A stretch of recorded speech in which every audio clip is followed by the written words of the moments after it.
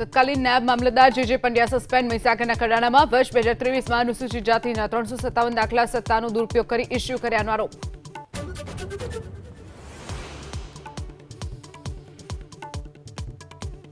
ધોરણ 10 પછી અભ્યાસ કરતા અનાથ વિદ્યાર્થીઓને એમટીએસ બસમાં ફ્રી મુસાફરી તો વિદ્યાર્થીનીઓને ટિકિટ ભાડામાં 85% અને વિધવાઓને 50% રાહત.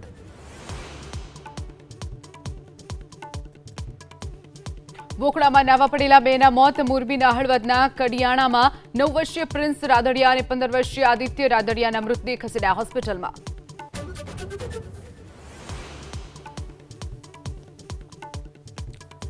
ઓપરેશન સિંદૂરને લઈ બિહારના કટારા કાંઠથી પીએમ મોદીનો હુંકાર. કહ્યું, સિંદૂરની તાકાત શું હોય તે સંપૂર્ણ વિશ્વને મળી જોવા.